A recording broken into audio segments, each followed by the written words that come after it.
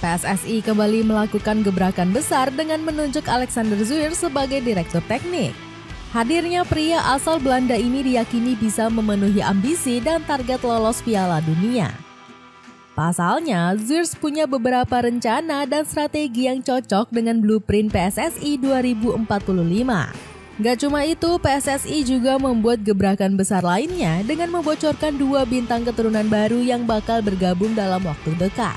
Cetak Gol coba merangkum rencana gila PSSI bersama direktur teknik baru sebagai berikut.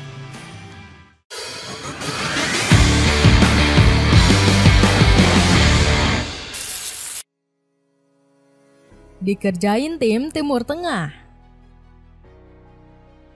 Setelah lolos ke ronde 4, PSSI sangat serius mengejar tiket Piala Dunia 2026.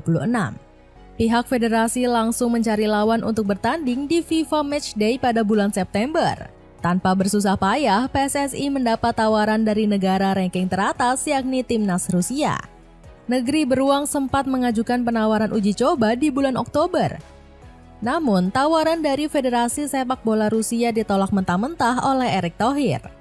Ketua PSSI ini mengatakan tawaran dari Negeri Beruang gak cocok dengan agenda Timnas.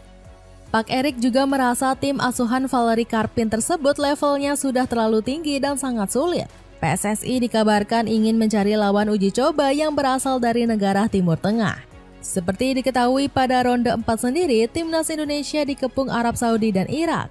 Keputusan menolak Rusia sempat dipertanyakan oleh banyak media termasuk media asing. Soha nggak habis pikir karena PSSI telah menolak lawan uji coba yang bagus. Timnas Indonesia menerima banyak undangan. Anehnya, PSSI menolak bertanding dengan Rusia.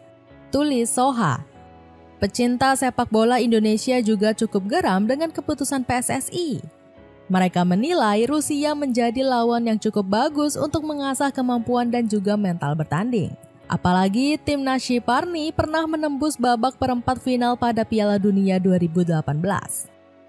Matvei Safonov dan kolega juga menjadi salah satu tim yang berada di ranking 50 besar FIFA. Sebagai gantinya, Pak Erick memilih Kuwait dan Lebanon sebagai lawan di FIFA Matchday. Lagi-lagi, keputusan ini dipertanyakan mengingat Kuwait dan Lebanon hampir berada di satu level. Bahkan, Kuwait berada di bawah ranking FIFA Indonesia dengan menempati posisi 138. Belum lagi, Kuwait juga tiba-tiba membatalkan uji coba secara sepihak tanpa alasan yang jelas. Padahal tiket pertandingan menghadapi Kuwait sudah ludes terjual. Gak heran Erick Thohir menduga skuad Al-Azraq sengaja mundur demi menyabotase persiapan skuad Patrick Kluivert. Akal baru PSSI datangkan Dirtek Piala Dunia. Di saat batalnya Kuwait bertanding, PSSI justru memperkenalkan direktur teknik baru.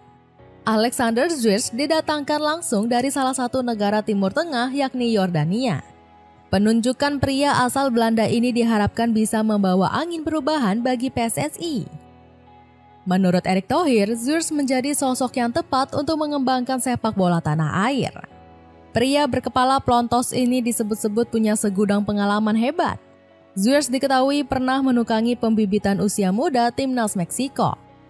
Pria berusia 50 tahun ini juga berperan membawa Yordania menjadi runner-up Piala Asia 2023 dan lolos ke Piala Dunia 2026. Di lain sisi, Zwiers mengaku kagum dengan filosofi sepak bola Indonesia.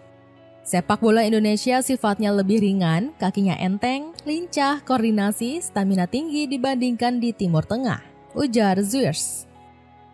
Kekaguman Zwiers juga makin bertambah karena punya keterikatan emosional dengan Indonesia.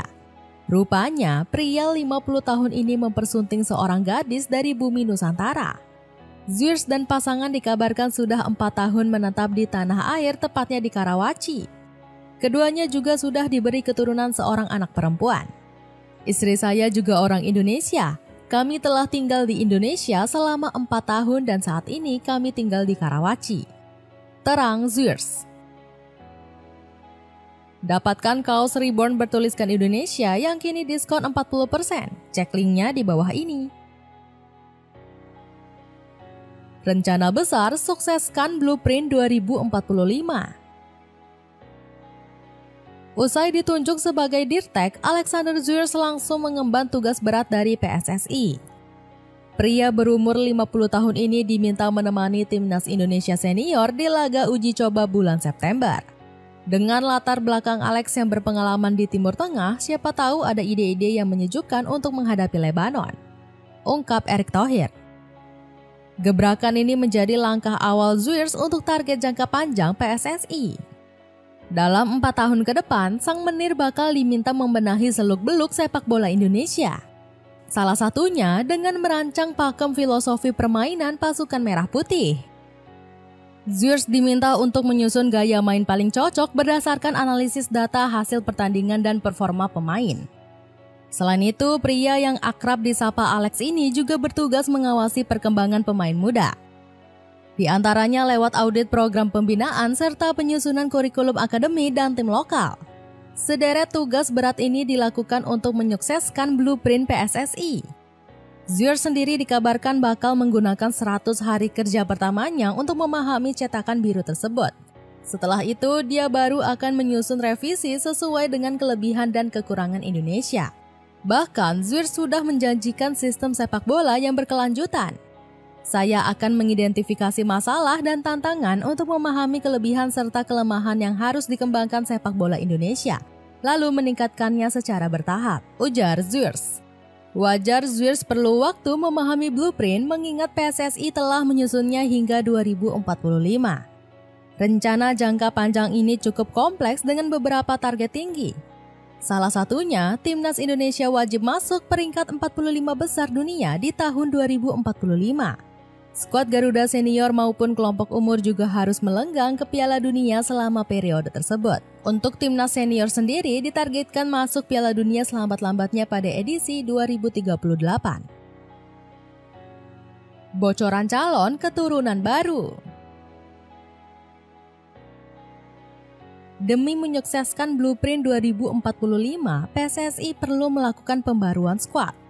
Pihak federasi harus mencari talenta berpengalaman yang bisa diandalkan jangka pendek dan panjang. Salah satunya adalah dengan melanjutkan proyek mengambil bintang keturunan. Erick Thohir menganggap naturalisasi sebagai proyek instan yang bisa menyulut pengembangan talenta muda. Apalagi gerbong pemain naturalisasi juga bisa membimbing bakat talenta lokal. Pak Erick juga berkaca dari manuver naturalisasi dan keturunan yang dilakukan negara-negara besar. Juara dunia seperti Prancis saja mengadopsi pemain keturunan untuk memperkuat tim nasionalnya.